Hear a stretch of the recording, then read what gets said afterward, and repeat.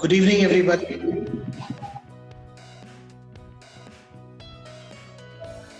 I hope the audio and the video is clear and you are able to hear us properly.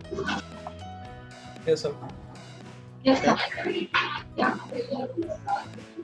So we'll just wait for a minute or two. We still have a couple of participants joining in.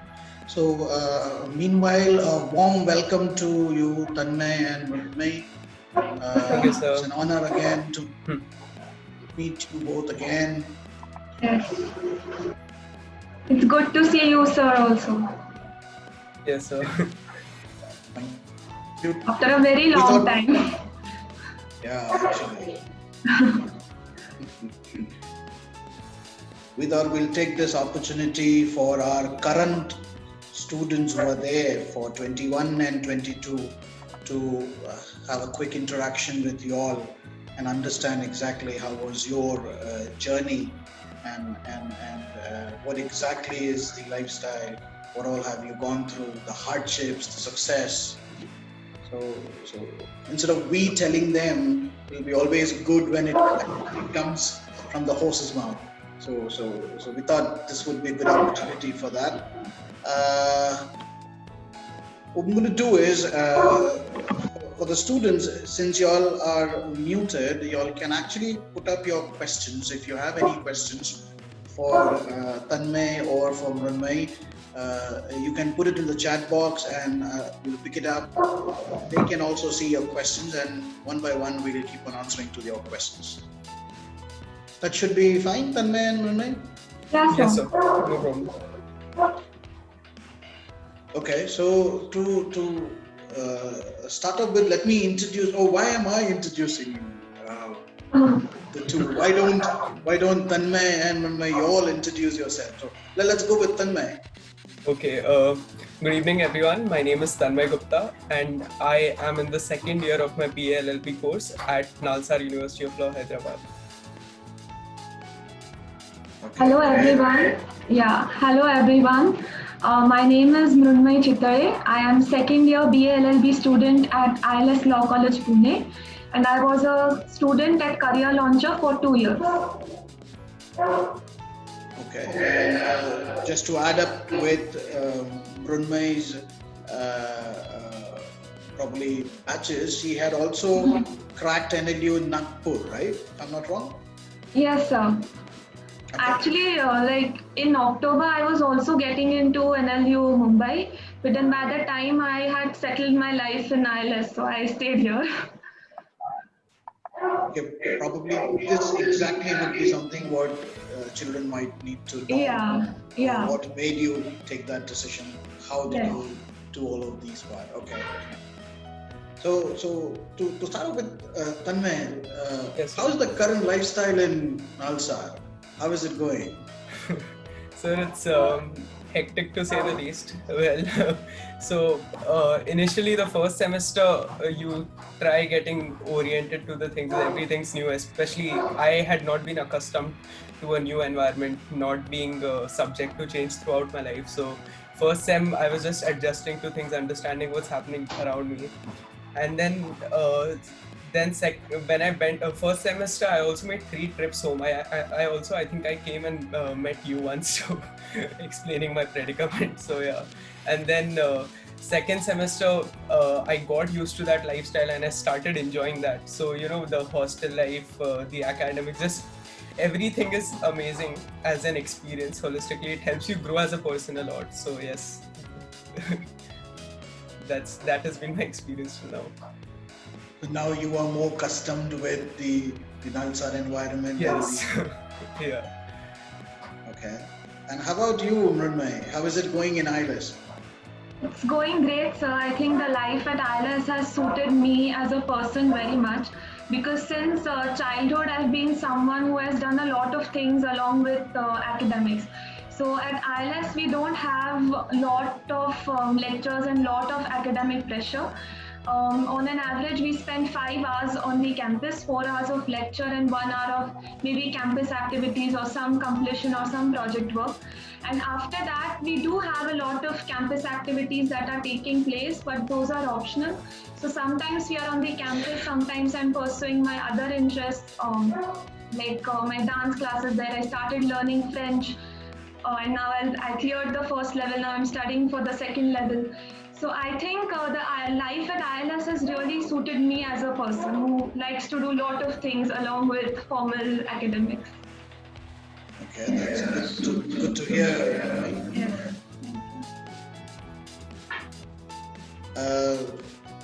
If I have to ask you, Mumbai, what made you take a decision of ILS more than NLU Mumbai?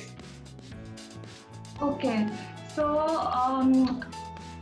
the admissions at ILS were pretty late this year. They were in September.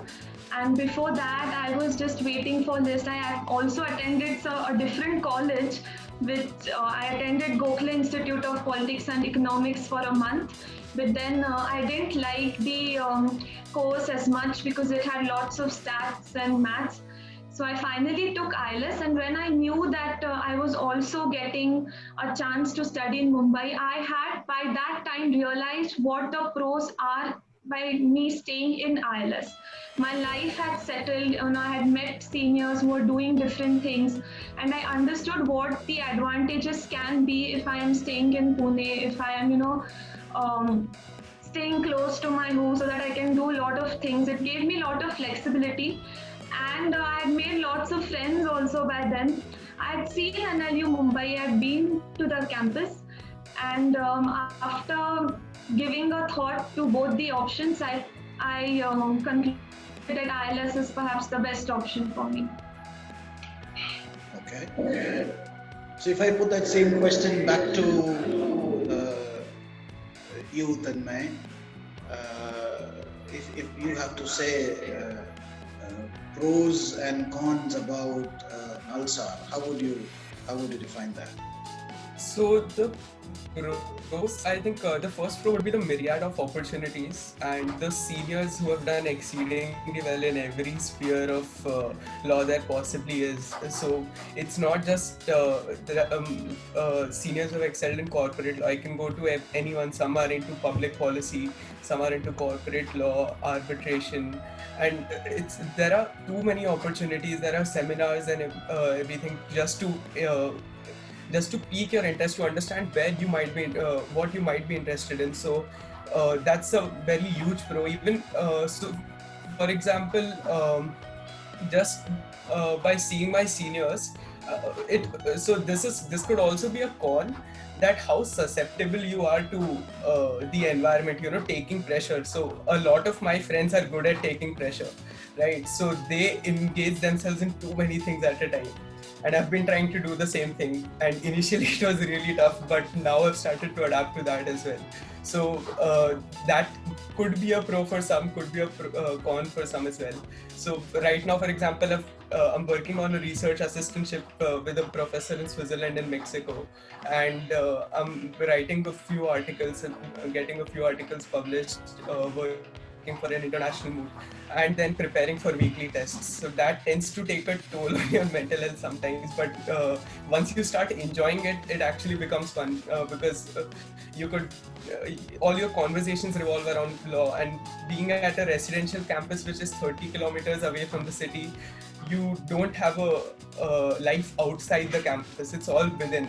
So if you have circles even for extracurricular activities. For example, I keep performing occasionally on campus every time there's some opportunity comes up.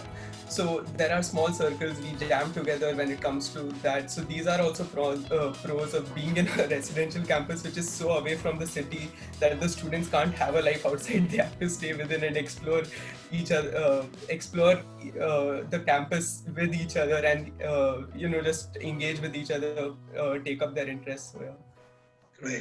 Great. Now, how do you feel this entire pandemic situation? You're back in Pune, and courses are going online at the moment. So aren't you all missing that campus life now? Yes, so So how are you all managing the way you said the pros? So what do you do now to take care of them? So you still have online classes, and then how do you manage your entire day? um, Yeah, Tanmay. okay. So so I start. So not has really. So not a lot has really changed because I still have classes starting from 9. I still have my project submissions due, and even the mood competition work that we do, we have meetings on Zoom throughout the evening. So we're still together virtually, and then the research assistantship I'm doing is also remote. So not a lot has changed. It's just that doing all this work, being around your friends, being in the hostel is way better than being in a room isolated from the outside world.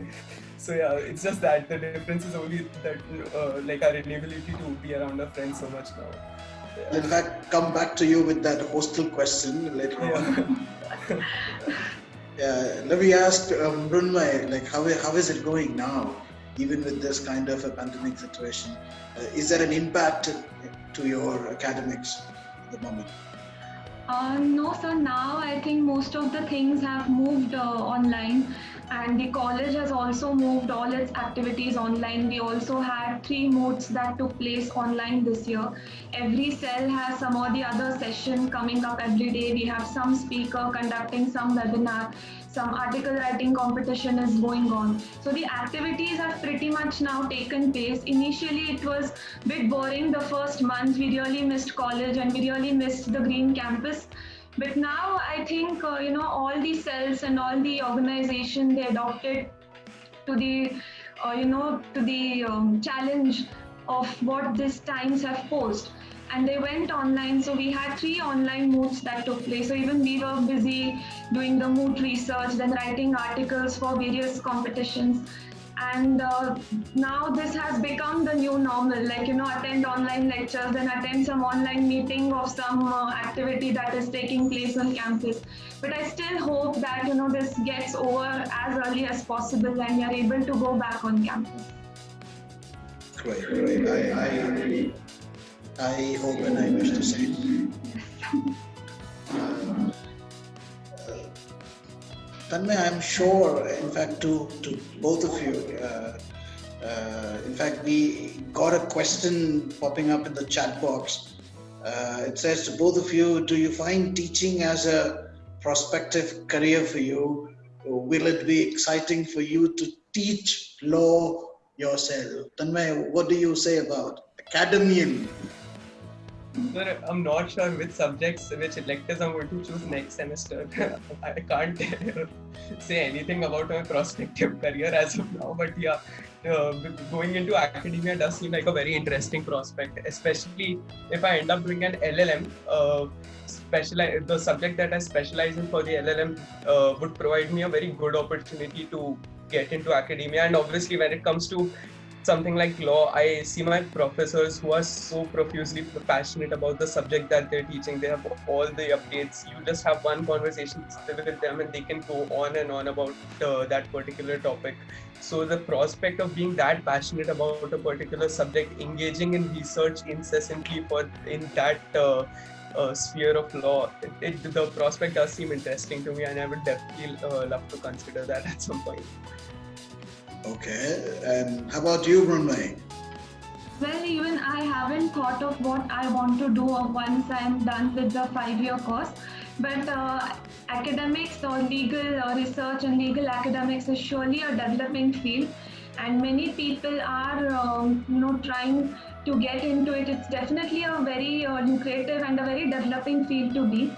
But at the same time, I think that the beauty of the profession is that even if you are a litigating lawyer or even if you are a judge, you will be teaching law in some or the other way to your juniors, to your interns, because now we hear about internship experiences from a student. I had a senior who had interned with KK Venugopal, and he said that he used to take out time and talk with his juniors, talk about law and teach them also sometimes.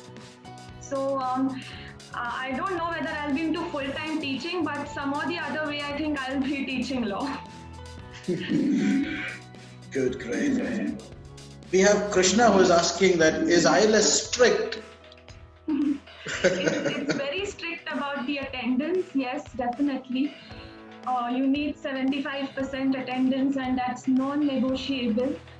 Or even during the online lectures, we are having attendance, and now people are trying to relax that because many people don't have stable internet connections. But yeah, they do have a very strict attendance criteria. In other sense, I don't think it's very strict. I mean, it's like if you are interested in a particular subject and if you want to take it forward, you can always take the initiative. You can talk to teachers and go deep into it. Okay.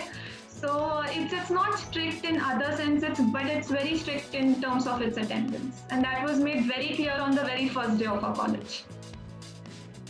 Okay. Now, getting on to the major part of this session, I'm sure most of them want to know the strategies which both of you adapted for preparation. So both of you were there with Career Launcher for 2 years. Before we get on with the subject-wise strategies, how was your overall journey with Career Launcher? 2 years. How was it for Tanmay? Let's go with Tanmay first. So I enrolled myself in the 2-year course for law, and I had an amazing time right from the very start. First of all, I used to come there with 2 of my best friends, so that was a very huge boon for me. After every class, we always had an incentive that we get done with the worksheet early, and then we go to Burger King or like play games there for some time. So the experience that way was a lot of fun, and even the faculty there is very approachable, and they're not very strict, right? They very easily engage in interactions with you, which are not necessarily about the subject that you're studying, just disseminating knowledge just in your regular interactions. So the faculty was very amazing that way. And then even towards the end, I remember I used to come to Career Launcher with my doubts and sit there to study for the entire day, give them mocks and everything. So Miraj sir had encouraged me to come with my doubts to Career Launcher and approach the faculty. And the faculty was never reluctant to sit with me for a couple of hours on a stretch just to get done with all of my doubts at once. So they were very considerate of the fact that I'm coming from Gangadham to FC Road just to get my doubts cleared. So they ensured that they sat with me even if it was their lunch break, and they tried to get done with all the doubts that I had in that period. So, and obviously Miraj sir had always been there to counsel me throughout the process from the first year of the course. So I had a wonderful experience overall. What do you, Mrunmayee? My experience has also been very great, sir. And to be honest, in the first initial weeks, I was a bit overwhelmed with the kind of students that came to Career Launcher. All were very competitive, very sincere, and that was sort of very different because, for 10 years, you are in the same set of competition because I studied in the same school for 10 years. So suddenly there was this competition, suddenly there were all India mocks. So it was a bit overwhelming, but then of course with the help of faculty, we sailed through it. And it's been a great journey. As Tanmay rightly pointed out, the faculty is very approachable. Miraj sir, I think he has been the main person who has helped to strategize all the preparation. So whenever you get a low mock score, you go to Miraj sir. When you want to improve your mock score, you go to Miraj sir. And that way, sir is very approachable. And I think the material that is provided by Career Launcher is also very nice and very suitable for an exam like CLAT. It is comprehensive, it is precise, and it doesn't go haywire anywhere. It's very, it caters to the needs of the examination. So journey with CL has been great. I mean, I'm glad that I chose CL for my law preparation. Thank you. Sankalp, coming to your question, Sankalp is asking what strategy for different subjects adopted by both of you. So probably, first of all, I would love to ask both of you, Tanmay and Mrunmay, because at the time when you gave this examination, CLAT, the pattern was slightly different. And now the pattern has completely changed. So what do you have to say about the change in this pattern, first of all? Tanmay, what do you think? Yes, so I've actually given this mock because the first sample mock that the consortium sent was made mandated to be appeared for by the NALSAR and NLS students. So I remember I just had 4 hours of sleep and I went to give that mock thinking I'll ace it as usual. But then I looked at the mock and there was so much to read. I think halfway through I just I was almost at the verge of dozing off because I had not anticipated that. I had not looked it up. But yeah. So I believe that for this format, I think reading is paramount as much as you can read, right? If you can work on that, then you're already halfway through the journey, because the rest, I believe, comes from aptitude and practice. But reading is something that takes a lot to acquire. Practicing for example, LR questions or legal questions, I think 2 years is a sufficient period to get proficient at those questions. But as regards the reading part, that is something that someone will have to focus on continuously and work on relentlessly till they're able to succeed at that part of the test. I think that's the main challenge to ace also. Okay, and Mrunmay, did you have a chance to give the new pattern mock? No, sir, I haven't given the new pattern mock. I just went through a paper and I also read about it when it was, in its rudimentary stages, when they were talking about changing the CLAT pattern this year.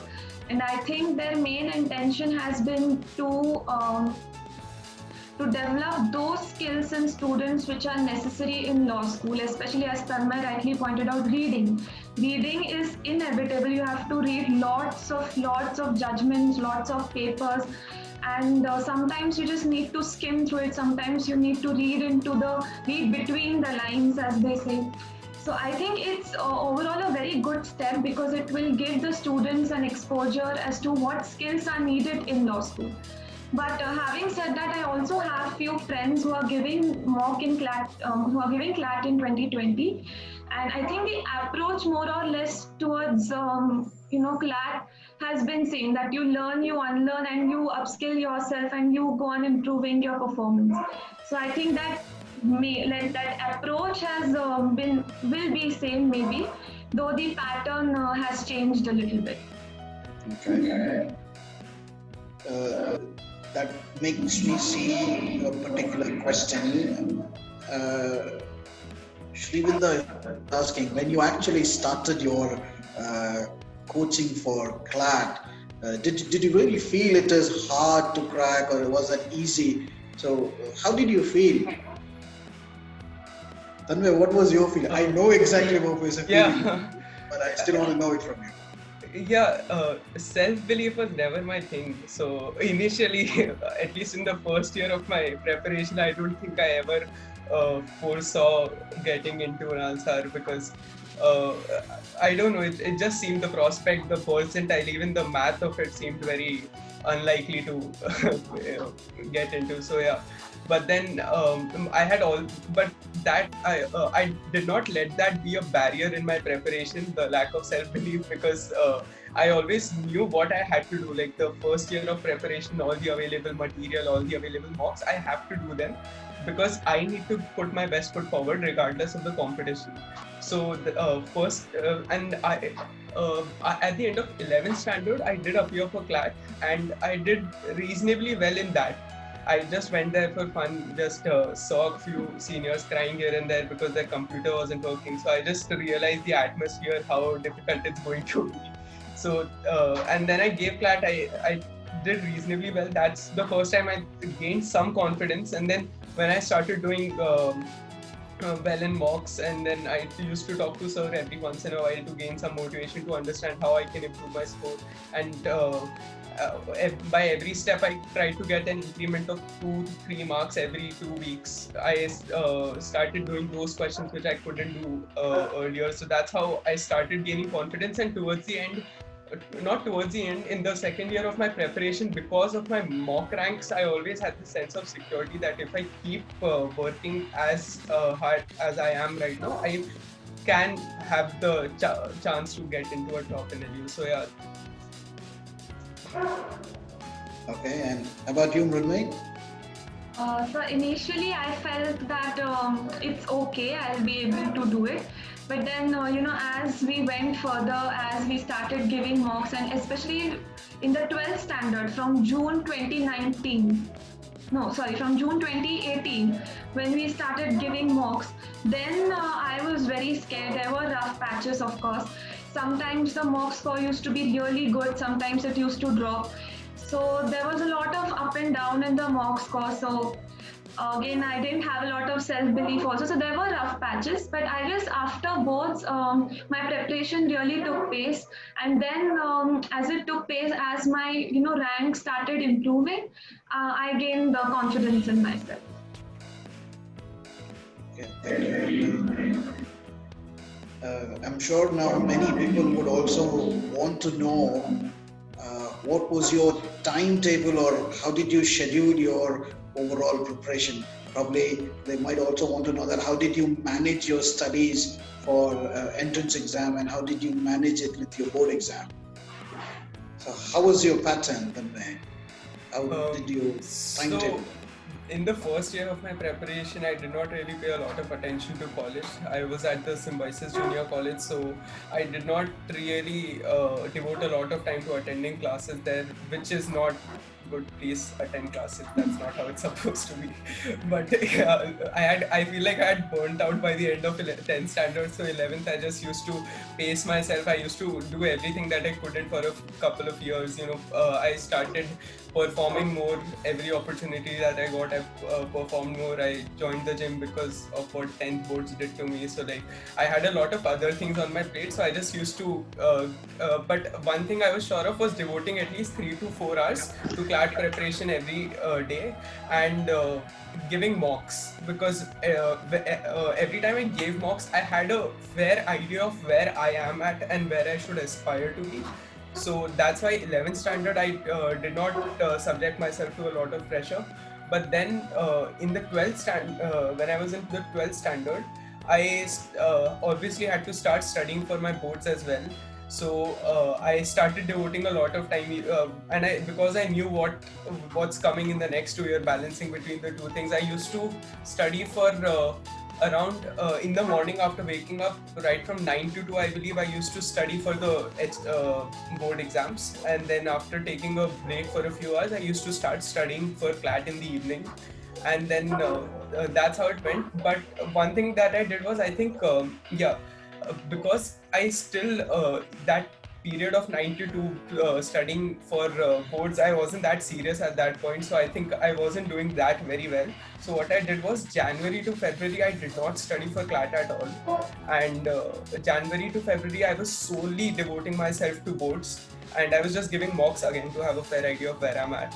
But in January and February, I just worked on the board exams. But as soon as I got done with that, once I shifted my focus to CLAT, the entire day for the next 3 months of my preparation revolved around giving mocks, studying for studying before the mocks. Basically, I had a very dot-to-dot schedule in place to follow, and I tried to comply with that as much as I could.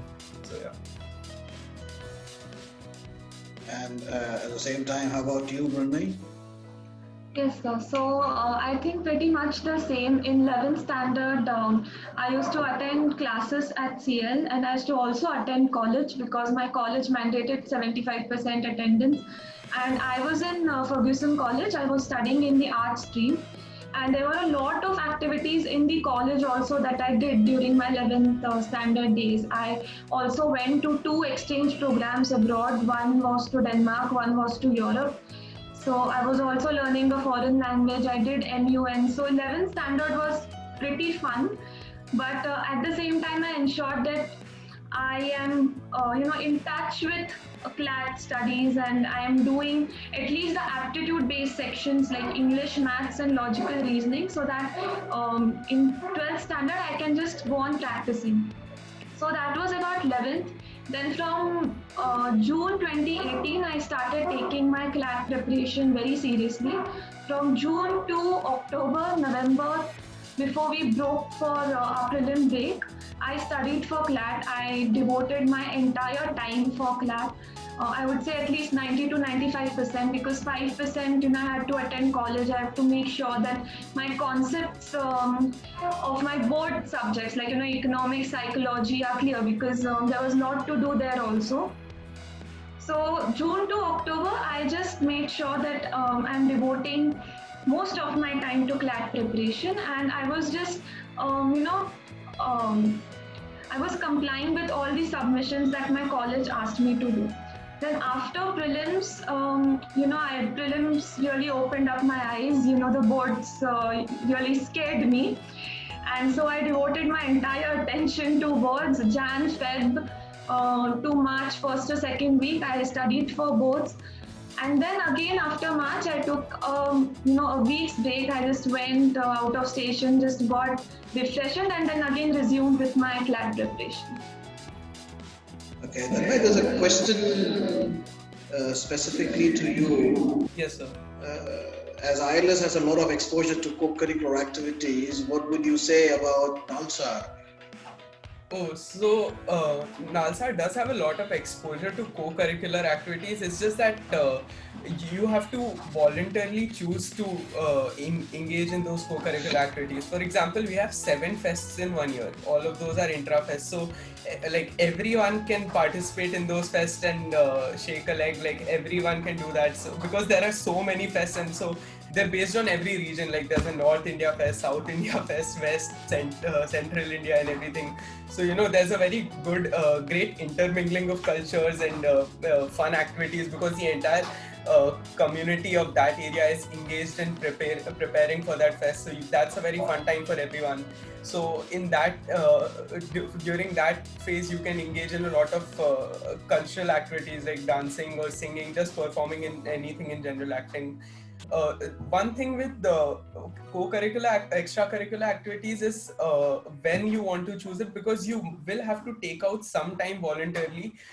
For example, with me, I have decided that I'll take a break for a couple of years from these things because the co-curricular activities that I've chosen are very draining. So I have planned like an entire fest tour in my 4th and 5th year, where my band will just go tour the entire tour all the law colleges of the country. But that is what I've kept for the 4th and 5th year, where when I've done some things that I wanted to accomplish. Because handling even so. I can practice. For example, I love performing with my guitar, singing. So I can practice, but taking time out for performances, especially considering that our campus is 30 kilometers away from the city, it's a little difficult. But every time an opportunity comes up on campus, I don't let go of it. And even after, there are certain days, so we have a recreational room which is open at all times of the day. So even if I come out of the library at 2 a.m. and I feel like I just need to get a little rejuvenated for the next day, so I go jam with my friends at 2 a.m. in the recreational room. So it's just how you divide your time, what your priorities are at that point. And if you are really resolute to work on any extracurricular activity that you like, you can do brilliantly in it. We have one of my 6th and 8th years are performing at fests like NH7 Weekender and stuff. So like that's incredibly cool. It's just that they decided to devote and divide their time that way. So the opportunities are right there. It's just how you utilize them. Okay.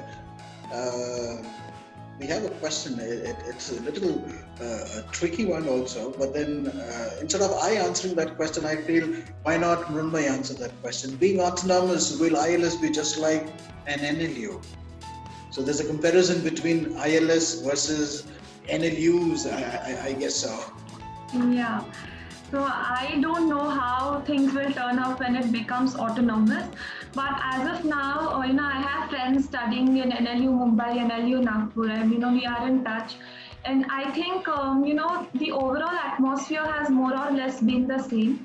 ILS also, the admissions do happen through Maharashtra CET. So even my understanding was that there will be a lot of people from Maharashtra, a lot of Marathi speaking people. So now, I won't get a lot of cultural exposure. But when I came to ILS, there are literally two people who can speak in Marathi. And my Hindi has significantly improved. That's a plus point. Because a lot of people coming from different parts of the country, they are staying in hostels, and for most of the people, it's like a residential course, because they are staying either on the hostels or either on some PGs in the nearby area. So very few localites actually. So, the cultural exposure is there as far as, that aspect is concerned.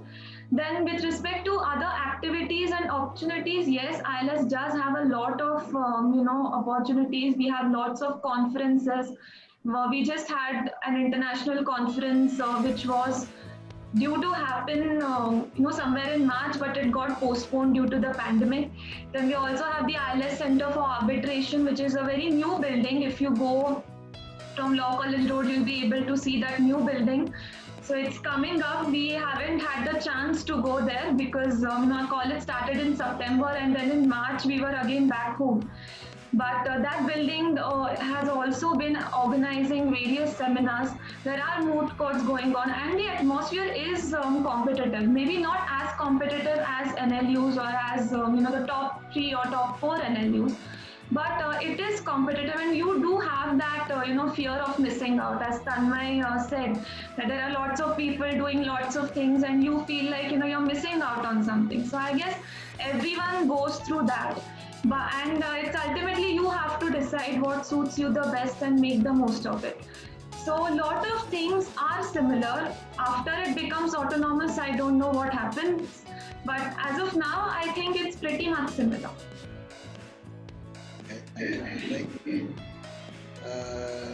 People wanted to know from Tanmay and Mrunmayee, when did you start writing mocks, and how many mocks you have done before appearing for CLAT examination? How many did you do, Tanmay? 120. and when did you start writing mocks? I believe from the first month that I joined the Career Launcher, I started, because I think there was a bunch of 10 to 20 mocks of every competitive exam on the portal. So I think I endeavored to complete that within that year. So that I think it was 10 to 20. Yeah. But yeah, I started writing from the first month, I believe. Yeah. And how many did you give, Mrunmayee? Honestly, I don't remember, but I guess around the same number, 120, 130. Yeah. But I would like to advise that do as much mocks as you can, because there's no harm in doing more. There's no one perfect number. Do as many as you can, because they are the ultimate parameter against which you can mark yourself. So do mocks. They are very important. They are a very crucial tool in your preparation. We have very specific questions coming up. We even this year we have a Mrunmayee with us. So yeah, I can see in the chat box. Yeah, so we have a Mrunmayee asking you a question. What all content, I think, is what they mean by that. Basically, reading elements to improve your GK and vocabulary. GK and vocabulary. Okay, I think as far as GK is concerned, I think is the pattern more or less the same, sir, for GK in the new? It's more of comprehensive. Okay. But for CET, IELTS, and other exams, it's the same. Yeah, it's more or less the same. So I think my strategy was that I chose the most reliable resources, because there are a lot of resources as far as GK is concerned. So it's very important that you select the right resources, you limit your resources, because you can be a bit overwhelmed with it. There is so much material in the market and you have to do everything. Please don't do that. That is, that will be a blunder. Just select 3 or 2 reliable resources. Make sure that Manthan is one of them, because it's very comprehensive and it really tests you from CLAT point of view. Like, the kind of questions or the pattern of questions that have been asked in CLAT for the past year, for the past few years, are asked in Manthan, keeping in mind the current events that are taking place. So Manthan is one thing. Second thing I did was Study IQ. Study IQ is a YouTube channel, very famous. Unfortunately, I think Gaurav Gak sir has stopped his daily current affairs series. Now it is paid, it is not free. But if you're able to, avail that series, do watch those courses. They are very helpful. And third thing would be mocks. Mock is a very beautiful thing. I think it also questions you and it also gives you a lot of knowledge as far as your strategy is concerned and also as far as your knowledge is concerned. So after every mock, I maintained a notebook, and after every mock, any question which I felt I didn't know about it and I felt that this can be asked in the examination, I used to note it down. And on some days where I am not in the mood of really studying or giving the mock, I used to just take that notebook and read all my notes that I had prepared by giving a lot of mocks. So that really helps, I think, as far as GK is concerned. And I think same applies for vocabulary. Just take the words that you find in mocks, write their meanings in a notebook and keep on revising them. Right. And any different approach, Tanmay, that you have taken? Anything to add on to? No, for the most part of it, I agree with Mrunmayee. I resorted to reading Manthans regularly, and then also mocks. All the questions that are asked, if you don't know any of those questions, just note them down. And for vocabulary, what I used to do was as soon as I woke up, I used to write 5 words every day. And I had a notebook. By the end of it, there were a few thousand words in that notebook, so I could go through that. And there's also this Norman Lewis Word Power Made Easy, that book. That also turned out to be very helpful for my preparation. And I believe that's all for the vocabulary and GK part. It's just that you have to go through the Manthans and ensure that you don't forget about the events which happened in the earlier part of that year. Otherwise, that's all, yeah. There are a lot of questions based on strategies with respect to different exams. For example, did you do any different strategy for CET other than CLAT, or IELTS other than CLAT? So, Tanmay, was there any different strategy you followed for IELTS, CET and CLAT? Not really, sir. I just used to give mocks, and my time division for every test was already decided. So that's all I did differently. Just deciding how I'm going to make that division corresponding with each section, the time division corresponding with each section. That's all I did. Preparation-wise, I believe there was nothing different, and not at all, yeah, between the 4 tests. Yeah. We also have a question where they are asking, did you find IELTS more technical based on CLAT? I'm sure they might be intending to more of analytical and mathematical questions. So was that more technical than CLAT? Yes, I think both of you gave IELTS, right? Yes, sir. Yes, sir. It was. So was there a different strategy required to overcome it? My strategy for IELTS was just getting used to getting relatively lower marks in every IELTS mock. That's all I did. Just getting used to the idea of scoring half of the marks of the full total marks. So yeah, that's all. But yeah, on a serious note, I believe that for IELTS, every time you give yourself the benefit of doubt that this is too difficult a question, it can't possibly come in the test, you don't give yourself that benefit of doubt. You end up understanding that concept, because that's what IELTS does, right? They focus on the concepts which are relatively more difficult to understand, relatively overlooked. So I believe that's what one should look for in IELTS. Just push yourself to the maximum limit. So yeah. And how much did you score in your mocks? So initially, what was your first score, if you remember that? No, 50s or 60s, I think, out of 200, like the one which we gave in 11th standard. Yeah. to start with. Yeah, but I think, sir, I would like to say this, that no mock score is final, okay, because this thought really comes, I think, to every flat taker, that whenever you see a mock, you try to judge yourself on the basis of that score. Especially till December or Jan, because after Jan most of us are, if you have been working hard, then your score is really stable. But then before that, in 11th and I think in the initial months of 12th, mock scores tend to take a toll on you, I think, because it's very new and you're still getting used to the game. So don't really get disappointed by your mock scores, especially if you're attempting CLAT 2022. You're bound to score low. It's okay. Everyone starts from the bottom. Just focus on your efforts and you will get there. Okay. And there are people who want to know what was your strategy for English. What was your strategy, Tanmay, for English?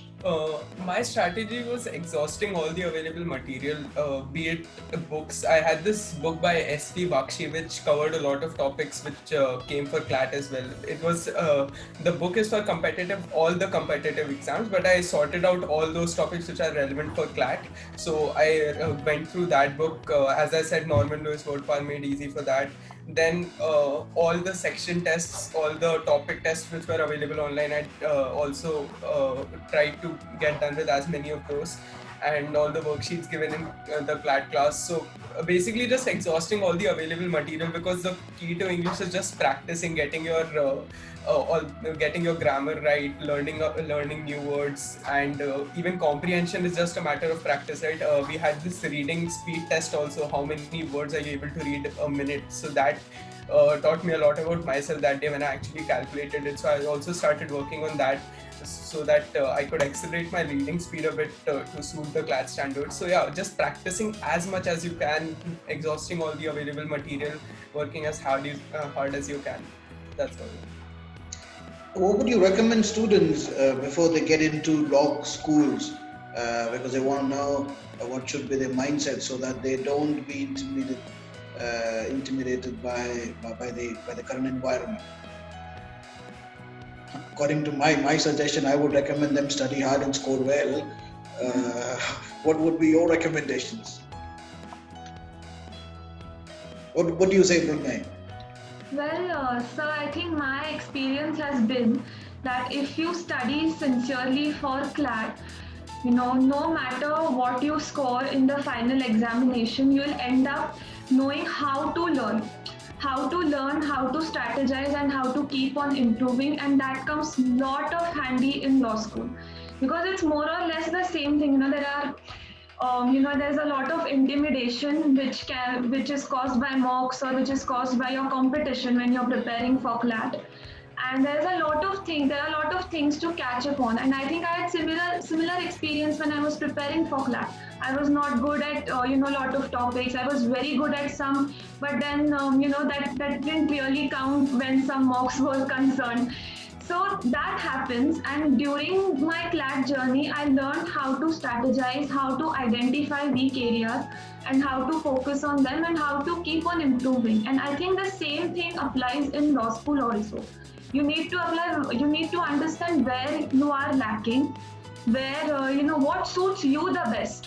I think that's a very important thing to note, because when you will be attempting a mock, you have a strategy of your own. You decide the sequence of which sections when you're going to attempt. And I think more or less it's the same in law school. You decide what you want to do at a given point of time, whether you want to write a research article or you want to do a mood, because you are going to miss out on something. And I think that CLAT also teaches you that, because sometimes it's just impossible to do all 200 questions in 2 hours. So you need to learn to leave certain questions, and that can be, a bit difficult, because you're so attached to some questions. Like it used to happen with me. I used to be so engrossed in some question that it used to eat a lot of my time. But then moving on, I realized, sometimes you need to leave them. And once you're finished doing it, you can always go back. So if you develop the right learning approach during your CLAT preparation, your law school is going to be just fine. Okay. I think there's a question for CL. Can someone now join CL for appearing in CLAT 2021, I guess is what they mean. Oh yes, of course you can join CL now, and you can forward for CLAT 2021 also. That's definitely possible. What was the highest mock scores you ever had? We started with the lowest, but people want to know what was the highest score and when did you reach there? Children are planning their mock score from now only. That now I'm going to score X amount, and by that month I'll be scoring X by that month. So how was what was the highest Tanmay you had in the mocks? Sir, I'm so sorry. I'm just receiving the call. Yeah, sure. So Mrunmay, what was your highest mock score? I think it was 145, in the range of 140 to 150 for CLAT. And out of 200? Out of 200, yeah. And for ALET, I think it was, ALET is out of 150, right? It was 95 or 96 in one of the mocks. But I don't remember, it's between that range. Yes, yeah, so even you had the similar range, Tanmay? So my highest mock score was, I believe 2 weeks before CLAT, there was this All India Open Mock by Career Launcher. So in that mock, I was able to score 174. So after my boards, I was scoring in the range of 145, and I wanted to increase that score. So we had drawn up that plan of how I can cover certain questions which I don't really attempt. I attempted at that point, and I could work on them to slowly increase my score. So in March I used to score in the 140s, then it moved on to till 155. 160 actually in April, and then in May I used to score almost consistently above 160 unless it was a ridiculously difficult mock. And then in this one mock I just peaked, but I don't think like 170 scoring above 170 is a very feasible score. It just happened that one time because everything works out in your favor, all your favorite questions come up and everything, so that wasn't here. But yeah, still towards the end, I think after that plan, I never attempted math questions before March. I just used to attempt 5 questions at the most. Then I solely worked on math questions and GK in the month of April. So I had 15 marks to cover, right? When I was at 145, I could potentially score 15 more marks in the math section. So when I started working on those questions, there was a lot of scope for increase in my marks. So that's how it led to scoring in that range in future. Okay, thank you. There's another interesting question which I can see. Is law degree as engaging as medicine and architecture? Yes, I can vouch for that, yeah. Okay. Yes, there are way too many opportunities. There are many things to discover, to learn, and even a career in law, if for example one wants to get into litigation, it's very intensive, especially the first few years are very difficult, very busy, and same goes for corporate law as well, right? So I don't think there is any discrepancy or disparity between the level of engaging in that particular field. I think it's very similar. It's just that law seems to be a little underestimated at this point, but I think that'll grow. In fact, I even see a score. What is the expected score in the box for aspirants of CLAT 2021 in this month? If the question is to me, I would say you get me a 0, I still have no problem with that. What I would be looking at it is how are you progressing from that score? What you scored today, if there is no progress, that becomes a challenge.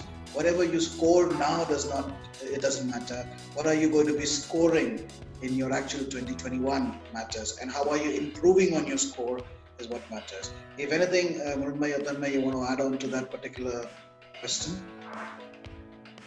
I don't think I am capable of adding on anything to that, because I'm not really very well acquainted with the scoring range in these mocks right now. So for a 2020 student, I think I have an idea because I have been talking to a few people, but not 2021. Yeah.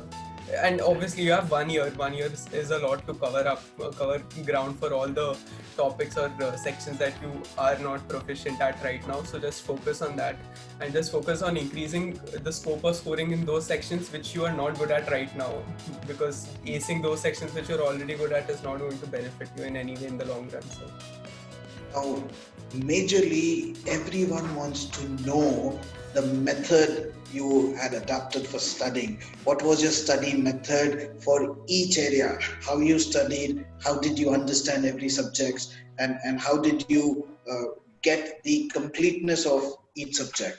So Mrunmayee, how did you go about the study plan?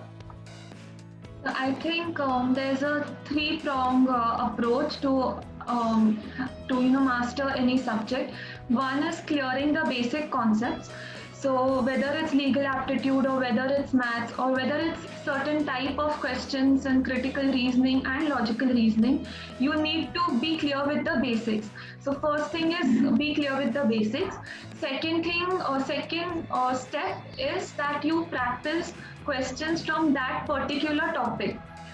For example, you take up time work from maths and then you practice all questions from the past year question papers that have come with respect to that topic. And the third step is that you time yourself and you solve assorted questions just like you would do in your actual CLAT exam or in your actual law entrance exam.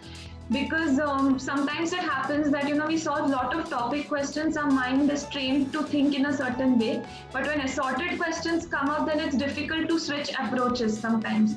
So I think this is the three-pronged strategy. The third step, I think, being very important. Like, I was very weak at maths, so after my boards, I used to just time myself for 20 minutes because that was the time that I had allotted for maths.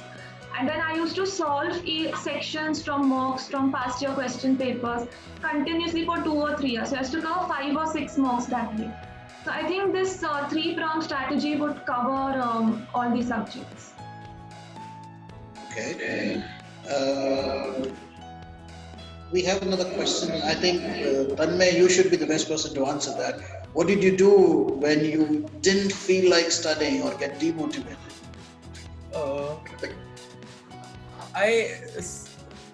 I didn't really think a lot during those phases. I just used to give mocks and take a break then, because every time I gave a mock, if I messed up a particular section, I automatically would gain the motivation to go and work on that particular section. Because I think I used to get very excited to give mocks, so I think that helped me a lot, because every time I had a low phase, I just gave a mock, and if I did well in that, I got the motivation to do better, and if I messed up any section or the entire mock, then I got the motivation to work on that particular topic. And how did you work on your negative markings which you had in these mocks, making sure that you don't get it again? I attempted 200 questions in CLAT 2019, so I'm not the best person to answer that. I still remember that day when you gave me your answer key. Yes. When you came out of that your center and giving me that this is the best you can do. Yes. I remember that day. Yeah. Yes. So okay. So the question regarding negatives, I think that should go to Mrunmayee. I don't think I'm capable of answering that. Mrunmayee, any strategy you had for improving your negative marks or negative markings which you had? I think, sir, it's mainly the same thing, that you need to learn to leave a question if it seems too difficult or it seems bit messy, because you need to make sure that you get all the lower hanging fruits. So you might be stuck in a difficult question series, like 5 to 6 difficult questions, and in the haste of doing that, you might miss up on some simple questions that are at the end of the CLAT paper. So I think leaving the difficult questions is very important, because what happens is we end up a lot of time pondering on that question, and then we're like, oh, I've spent so much time, now I have to attend this. And then the thing is, you end up marking them, and then that goes into negative marking. So leaving certain questions is very important. That doesn't mean that you don't come back to them. It's just for the time being. Attempt the whole paper, and if you have time, you can always come back to them.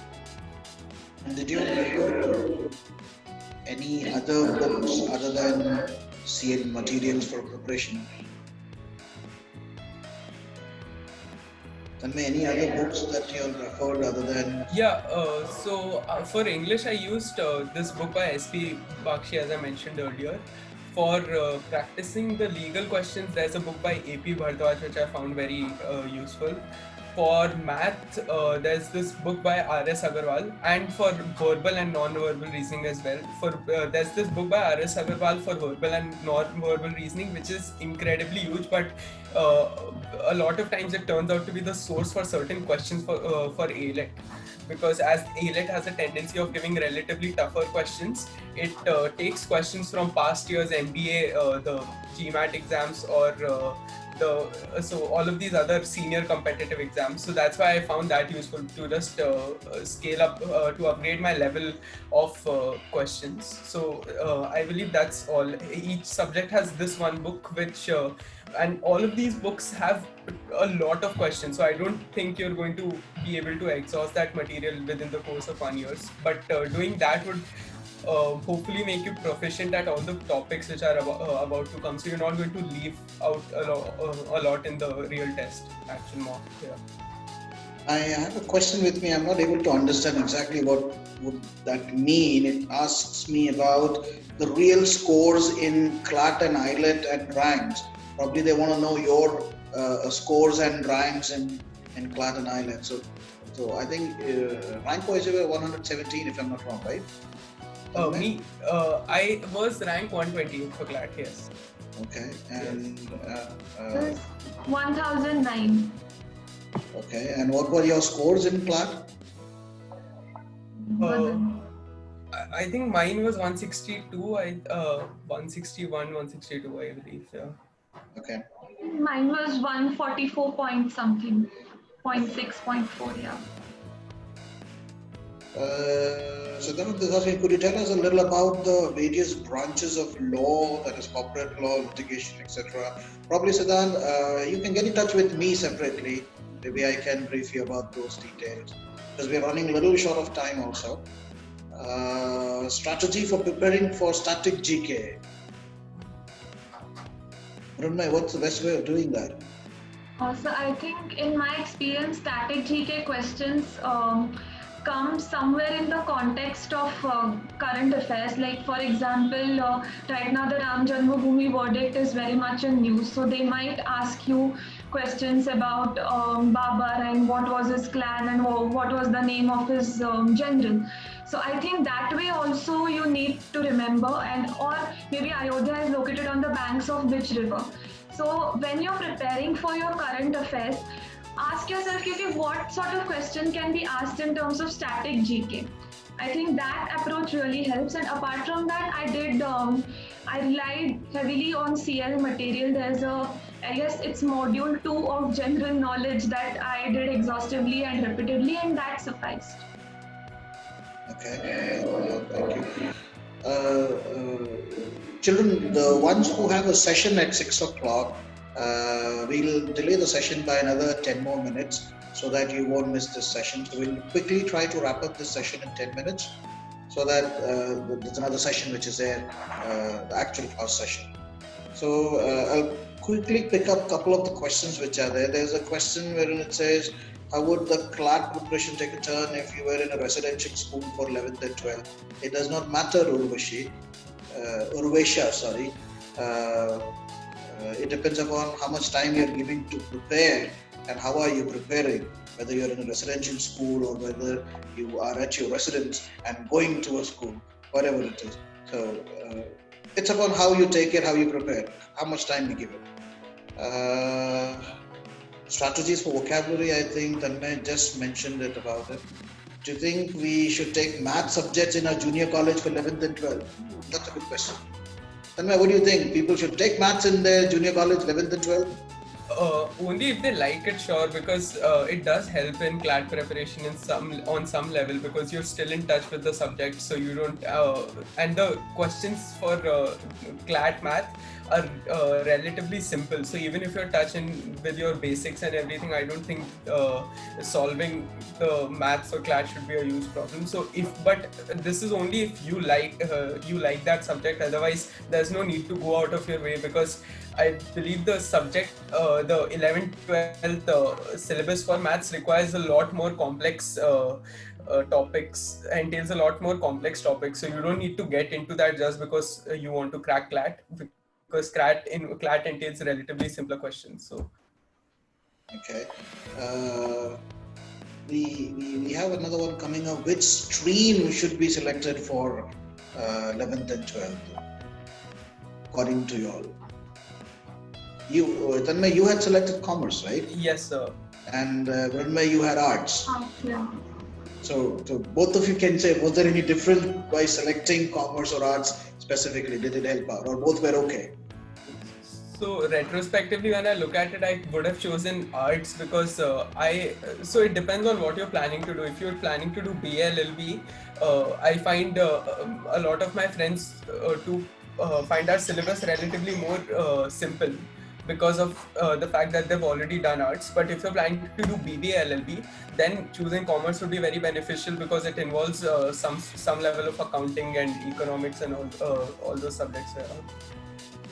Okay, thank you. What sequence, Atharva was asking, what sequence of sections did you follow? Atharva, the sequence would have been pretty different, because their pattern at that time was a 200 marks paper, and it wasn't a comprehensive structure.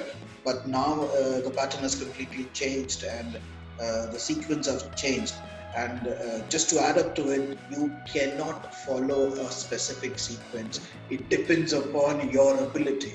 Every individual has a different ability, and based on that is how a sequence come up. So probably we'll be having a strategy session on mock solving and paper solving and sequence. So we can discuss about the sequence there.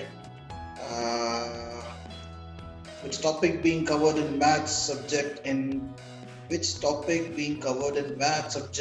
exam? You have percentages, averages, simple interest, compound interest. Or the entire arithmetics is there. Yes. Mathematics.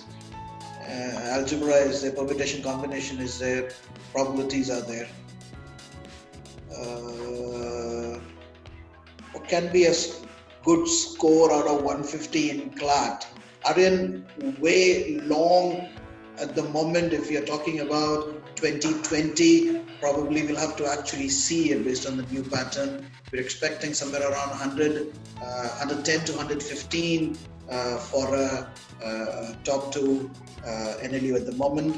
But then again, we'll have to determine how the paper structure is, whether it's moderate, whether it's difficult, whether it's easy. So there are too many factors when we talk about a good score. From my end, if you have to say, I would probably say anything above 100 is good.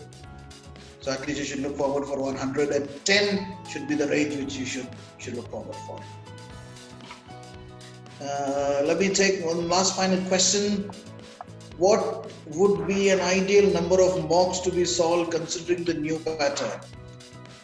Keep solving till you can. From my end, probably Tanmay and Murmay, what do you say? I think we discussed that earlier. As much as mocks you can, and as much, because as I said, they are not just a tool to access. It is also an important tool to learn. It's also a knowledge building source as much as it is a strategy building source. So there's no one perfect number of mocks that you need to do. Just keep on doing them. I'd just like to add on one thing. Once you've solved a secure number of mocks,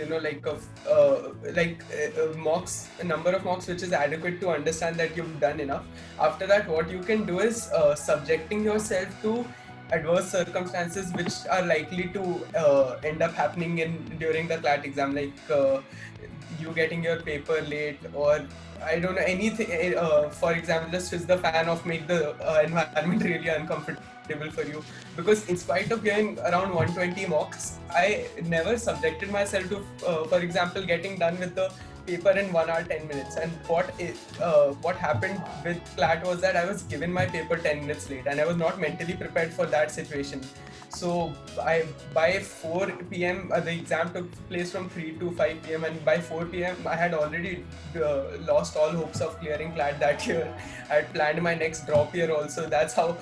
So you just need to be mentally strong. You need to understand how you're going to react to that situation, because last year's CLAT turned out to be exceptionally easy. Had it not been that easy, being deprived of 10 minutes virtually means that you've lost your desired university. So just prepare yourself for such situations. Just subject yourself to as adverse a circumstances you can. So that's all. All right, thank you, Tanmay and Mrunmayee. It was nice talking to you both. Got a lot of insights. I'm sure the current students who are there, probably if they want to have a further discussion with you, we might share your number also with them if they need. They can get in touch with me. I can share your numbers. You can give them their insights. And in case students, if you have any further additional questions or something, probably you can send it across to us. We can answer them. Like I have got one. Let's say that if we only do study material, is it enough? At the moment, it will depend upon how much are you scoring on your mocks based on that study material. Then we can suggest you more about it. So at the moment, you have to look forward for the downloads, which is important.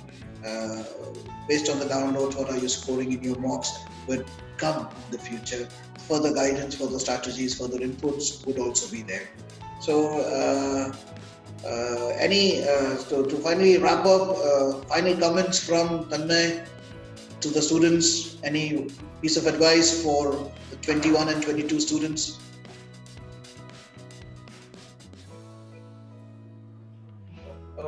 I just like to say that this is the most crucial phase of your preparation. So don't let the pressure and the externals overwhelm your preparation. That's what you have to focus on.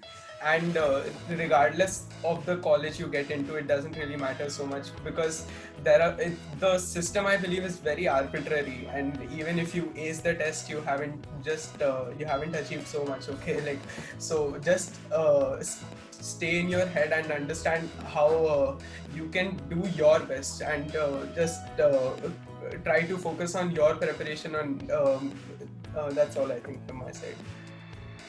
Okay, and final piece of advice from Mrunmayee? I think, sir, I would like to say three things. One is discipline is very important, because there are going to be times when you're going to get frustrated, irritated, especially after your boards, when all your friends are enjoying and you are in your house studying for these examinations. And I remember that in 2019, the CLAT got postponed by 2 weeks, and I was all ready to go to Manali for an adventure hike. And it really, I was disturbed. All my friends were off there, and it can be, frustrating sometimes, but just be disciplined, stick to your schedule, have a pragmatic approach, don't have too ambitious plans that not fulfilling those plans will put on additional pressure on you. And I think you are your biggest competition. That is the greatest learning I think that I have taken from my journey, and it has helped me in law school also, because there's a lot of competition, and you will shine out only if you realize what's unique in you and you work on that. So cater to the needs of your ability. Devise a strategy that suits your needs, because everyone is sailing in the same sea, but not necessarily in the same boat. We all are from different backgrounds. We all have different time that is available to us for the preparation. Like some girls said that some of you might be in a residential school. Some of you might have something else to prepare to. So there's no one-size-fits-all plan. Devise a strategy that caters to your needs and put in your 100% efforts. I guess that's it. Thank you, Mrunmayee. Thank you, sir, for having us today. Yes, I sir. think this is the first webinar where I come as a speaker, because in the last few months I've been a participant, because there's a deluge of webinars that is happening on various topics, and this is special because my first webinar as a speaker. So thank you, sir. Thank you so Yes, sir. much. Thank you so much for this opportunity. Thank you. Thanks to both of you. And hope to be, like, we would definitely be in touch. Why are we hoping? So I know that. Yes, sir. All right. Thank you so much. And so we will wrap up the session. And in case of any other query, then probably we'll get in touch with you all directly. So thank you, students, for joining up, and hope most of your queries were answered. And in case of any, then probably send it across to us. We will try to answer them again. Thank you, Tanmay and Nunmay, once again. Yes. Thank All you. the best, and have a Thank good you. evening. Yes. Yes, have a good evening, sir.